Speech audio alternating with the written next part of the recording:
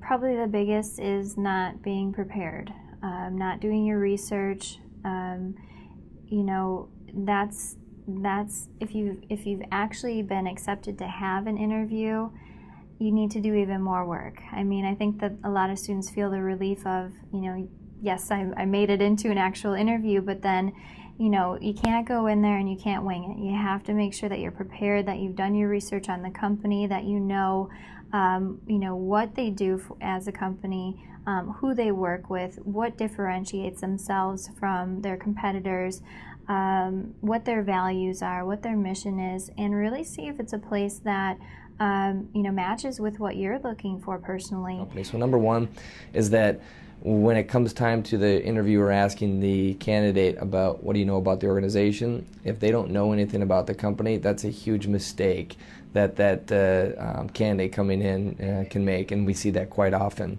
Secondly is, I would say, just their overall dress and appearance for an interview, is that when they come in, they know that we're a casual work environment, is that they make the mistake or assumption that they can just also dress casual themselves.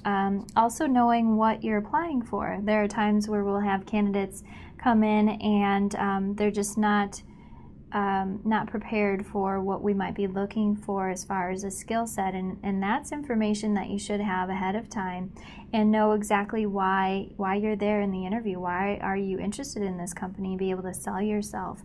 So I think research is such a huge importance in the interview process, and if you haven't done it, you can't just go in there and wing it. It's just not going to work out. I would say the most common interviewing mistake would probably be just not knowing yourself. So I could probably say in the majority of the interviews, people will ask you, tell me a little bit about yourself.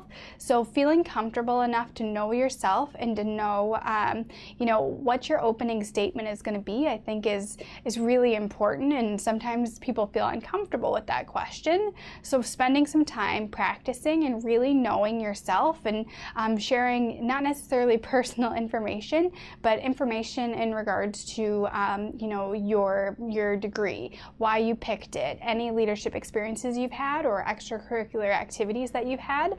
Those are the information pieces that we're looking for when we're really asking, tell us a little bit about yourself.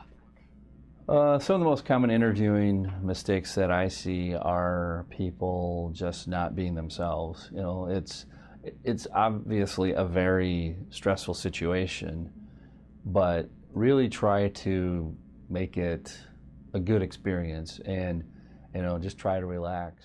And a lack of preparedness is the most common mistake. And I don't just mean being not ready for an interview, but not being deeply ready. You should know quite a bit about the company that you're interviewing with, which is very easy now thanks to the internet. And you should have, when we get to the portion of the interview where we say, do you have any questions about Walgreens or whatever prospective employer? Have some good ones. Know what's going on in the company as a whole, what's going on at the level that you'd be starting, know what that entry-level position entails, and have intelligent questions.